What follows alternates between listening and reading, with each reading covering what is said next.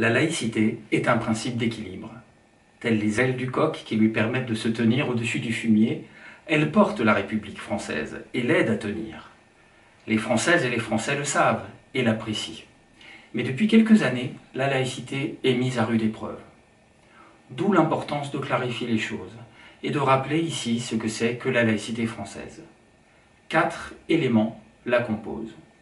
La liberté de conscience et de culte, de croire et de ne pas croire, la neutralité de l'État, la séparation des religions et de l'État, et l'éducation citoyenne qui passe par la liberté de penser.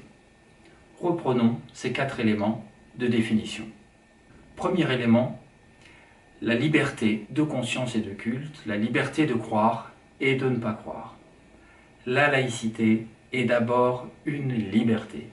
À juste titre, c'est ce premier point que rappelle Jean-Louis Bianco, ex-président de l'Observatoire de la laïcité, quand on l'interroge. Dans bien des pays du monde, cette liberté n'est pas garantie. La laïcité la permet.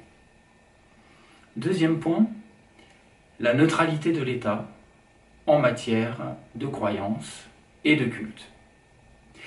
Le premier alinéa de l'article 1er de la Constitution de 1958 stipule que la France est une république indivisible, laïque, démocratique et sociale. Elle assure l'égalité devant la loi de tous les citoyens, sans distinction d'origine, de race ou de religion. Elle respecte toutes les croyances. Fin de citation. Fini la religion d'État.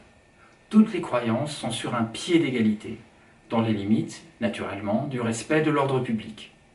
Ce principe de neutralité vaut pour le service public et pour les agents.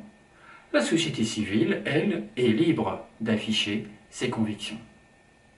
Troisième point, la séparation des religions et de l'État. La loi de 1905 stipule que la République ne reconnaît ni ne salarie aucun culte. L'État n'interfère pas dans les affaires religieuses et vice-versa. Ce qui revient à dire, avec Victor Hugo, l'État chez lui, l'Église, les religions, chez elle. Nous reprenons ici un discours tenu à l'Assemblée nationale le 14 janvier 1850. Enfin, éducation à la citoyenneté. On rejoint ici la tradition française de la liberté de penser, qui nous distingue en partie de la tradition américaine, par exemple. La laïcité française n'est pas la liberté du renard dans le poulailler.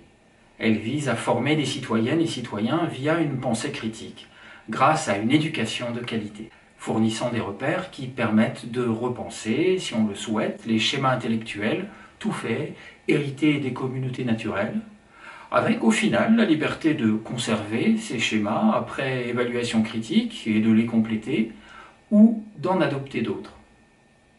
Liberté, neutralité, séparation, éducation à la citoyenneté, ces ingrédients constituent le meilleur de la laïcité française. Une laïcité aujourd'hui sous tension, qui invite à enrichir le débat. Pour cela, 3 autres vidéos à suivre.